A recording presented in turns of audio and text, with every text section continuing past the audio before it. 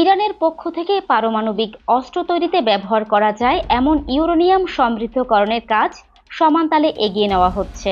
আন্তর্জাতিক আণবিক শক্তি সংস্থার সঙ্গে সম্পর্ক উন্নয়নে আলোচনা স্থবির হয়ে পড়ার পর ইরান তাদের কার্যক্রমে গতি এনেছে। গতকাল সোমবার আইএইএ এর দুটি গোপন প্রতিবেদনে এ তথ্য উঠে এসেছে। ওয়ালটন ফ্রিজ কিনে অনেকের মতো আপনিও হয়ে যেতে পারেন মিলেনিয়াল। সেরা পণ্যের সেরা অফার। আইএইএ এর প্রধান রাফায়েল গ্রোসি বলেন, ইরানে আইএইএ বেশ কিছু কঠিন সমস্যার মধ্যে পড়েছে।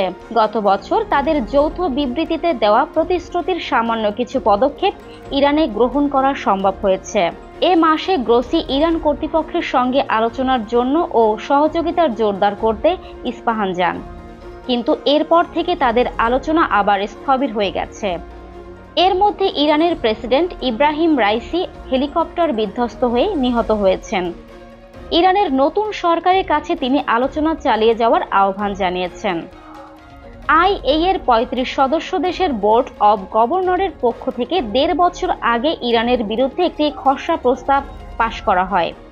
এতে দ্রুত ইরানকে আইএইএ এর তদন্তে সহযোগিতার আদেশ দেওয়া হয়। ওই সময় ইরানের ঘোষণা না দেওয়া ৩টি স্থাপনায় ইউরেনিয়াম সমৃদ্ধের কাজ চলছিল। এরপর ইরানের পক্ষ থেকে ইউরেনিয়াম সমৃদ্ধকরণ স্থাপনা ২টিতে নামিয়ে আনা হয়েছে। আইএইএ এর প্রতিবেদনে বলা হয়েছে, অস্ত্র তৈরিতে ইউরেনিয়াম ৯০% পর্যন্ত সমৃদ্ধ করতে হয়। ইরান ইতিমধ্যে ৬০% পর্যন্ত বিশুদ্ধ ইউরেনিয়াম সমৃদ্ধ করেছে। ১১ মে পর্যন্ত ইরানের কাছে ১৪২.১ কেজি সমৃদ্ধ ইউরেনিয়াম রয়েছে, যা গত প্রান্তিকের চেয়ে ২০.৬ কেজি বেশি। পশ্চিমা দেশগুলোর অভিযোগ, বেসামরিক কাজের জন্য এর চেয়ে বেশি মাত্রায় ইউরেনিয়াম সমৃদ্ধ করার কোনো যৌক্তিক কারণ নেই।